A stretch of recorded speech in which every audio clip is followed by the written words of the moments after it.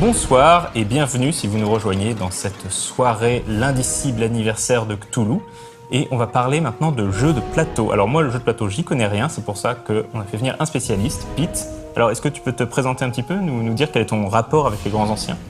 Oui, bonsoir à tous et à toutes. Je suis tombé dans le jeu, en tout cas de plateau, un peu par hasard, même si je connaissais le jeu de rôle, puisqu'il y a eu en 2013 un projet Kickstarter lancé par Sandy Peterson, le créateur du jeu de rôle appelé Cthulhu, pour sortir un jeu de société un peu hors norme qui s'appelait Cthulhu Wars, avec de grosses figurines. Et comme je suis plutôt un joueur à la fois de plateau et de jeu de société, je me suis dit tiens, je vais participer à l'aventure. Et c'est un projet qui a pris un peu de temps. C'est un projet, il y a eu des retards.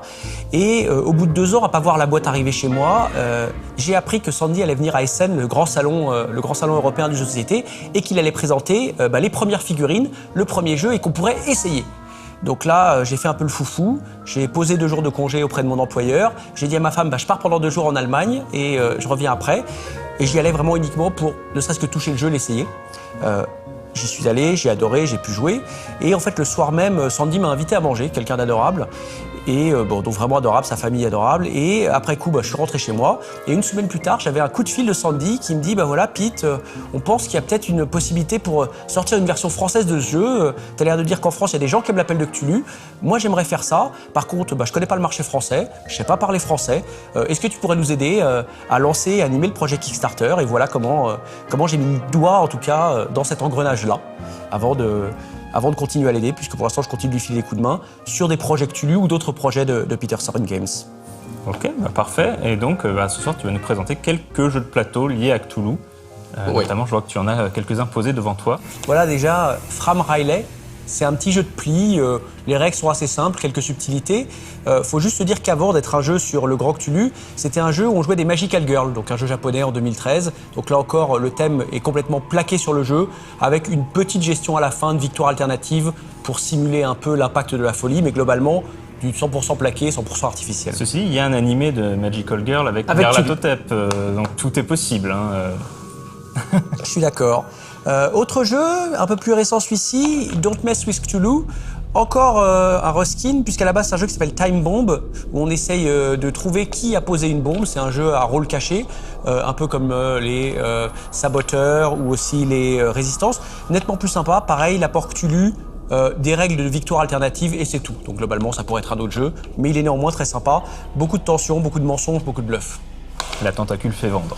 La tentacule, depuis 2008, fait beaucoup vendre, puisqu'il n'y a plus besoin de payer de droits d'auteur.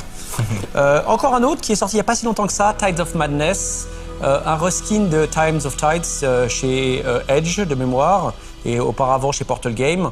Globalement, même chose, le thème Cthulhu rajoute des règles par rapport à la folie. Certaines cartes sont trop puissantes et nous font prendre des points de folie, mais pour le reste, c'est vraiment le jeu originel, donc je vais pas m'apesantir dessus. Un qui est assez connu, c'est Horreur à Arkham. Ça, ouais.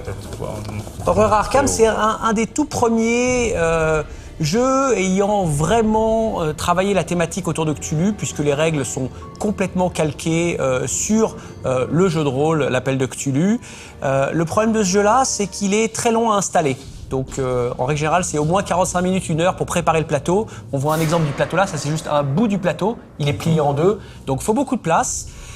Il est très intéressant puisqu'en fait les joueurs vont jouer des investigateurs qui vont se promener dans Arkham et leur but va être de fermer des portails pour empêcher des grands anciens d'arriver. Donc il y a une espèce de course contre la montre, beaucoup de tension, avec un petit défaut néanmoins, c'est que quand c'est à quelqu'un d'autre de jouer, on s'ennuie un petit peu. Le tour est long, on passe du temps avant de rejouer. C'est très drôle quand c'est à nous de jouer, un peu moins quand c'est aux autres de jouer.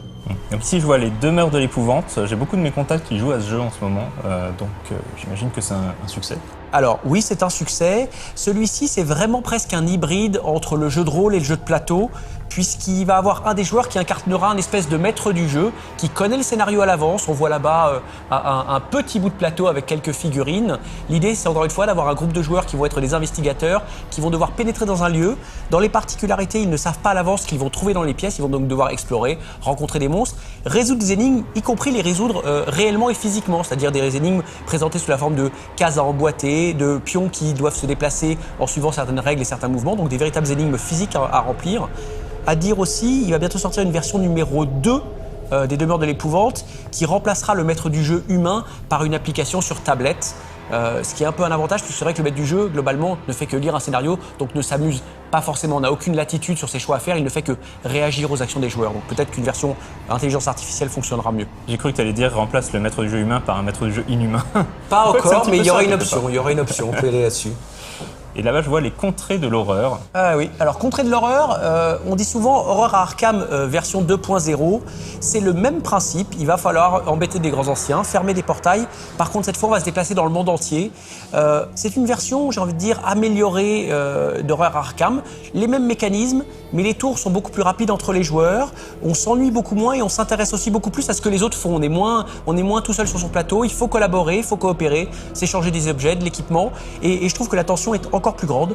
En termes de niveau de difficulté, il est un poil plus élevé, je trouve, qu'Horreur Arkham, parce que fonction du grand ancien qui est dans la partie, la pression peut venir très très rapidement. Et des fois, on peut perdre une partie vraiment très très vite. Mais je le préfère vraiment à Horreur Arkham, vraiment une version améliorée.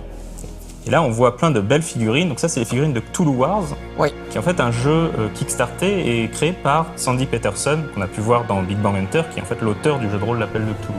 Oui, ça c'était ce qu'il avait appelé son chant du cygne, puisqu'en 2013, il avait envie de sortir un jeu sur Cthulhu. Il avait essayé précédemment d'en sortir un en jeu vidéo, qui avait fait un four complet. Il n'avait même pas réussi à le financer, il ne demandait pas une grande somme, mais personne n'était intéressé par son jeu tactique sur l'appel de Cthulhu. Et derrière, il s'était lancé en disant c'est pas grave, moi je vais faire le jeu qui me plaît. Il sera avec des figurines hors normes, avec un matériel hors norme, qui coûtera sans doute très cher. Au moins je vais essayer, et même si j'arrive pas à le sortir, à minima je me serais fait plaisir. Et là-dessus, il y a eu un succès phénoménal. Il a finalement sorti le jeu avec 14 extensions. Il a récolté lors de la première levée de fonds plus d'1 400 000 $.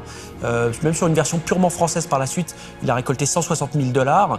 Donc globalement, un jeu hors norme, donc des très grandes figurines. Donc ça, c'est la figurine de base, c'est l'humain. Mais après, on voit des figurines genre Cthulhu, 17 cm de haut, avec un contre-pied aux autres jeux, puisque là, on ne va pas jouer les humains qui essaient d'empêcher les grands vilains de débarquer, mais au contraire, on va jouer les grands anciens venus pour détruire la Terre. Donc celui qui gagnera, ce sera le plus maléfique, le plus machiavélique, celui qui pourrira le mieux les autres grands anciens et arrivera vraiment à provoquer l'explosion de la planète. Le grand final, finalement. Le grand final, avec un jeu qui, malgré tout, contrairement, on pourrait dire, à un Horreur à Arkham ou à un Contrée de l'horreur, reste raisonnable en termes de durée. Une partie à 4 dure 1h30, entre 1h et 1h30. Donc on est sur un jeu beaucoup plus rapide, beaucoup plus tactique, par contre des sensations de jeu complètement différentes. Plus de hasard également. Bon, bah, c'est très bien. Il y avait d'autres jeux que tu voulais nous présenter? Alors, j'ai pas amené évidemment tout ce qu'il y avait. Il y en a d'autres, donc Edge, c'est un éditeur très prolifique là-dessus. Ils ont sorti également Le Signe des Anciens, donc toujours pareil, univers Lovecraft, un jeu à base de dés. Elder Sign en The Elder version- Signs, en version exactement. originale. Alors, un jeu à base de dés, il faut pas avoir peur du hasard parce que c'est des mécanismes de stop ou encore. Je tente de relancer les dés. Ça plaît ou ça ne plaît pas. L'avantage, c'est que les parties sont plutôt rapides. Il y a eu quelques extensions qui ont pas mal renouvelé le genre. Mais il faut vraiment aimer le mécanisme de stop ou encore. Faut pas être allergique au hasard. En tout cas, ce qu'on voit là ce soir, c'est qu'en termes de jeu de plateau, Cthulhu, sa popularité ne semble pas prête de baisser, en fait.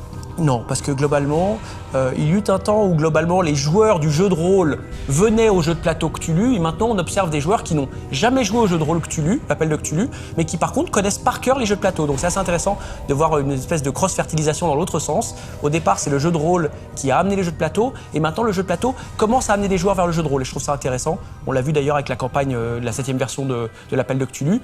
On a vu des gens pour qui c'était la première fois qu'ils entendaient parler de l'appel de Cthulhu. Par contre, ils avaient joué au Contrée de l'horreur ou ils avaient joué à Horreur à Arkham.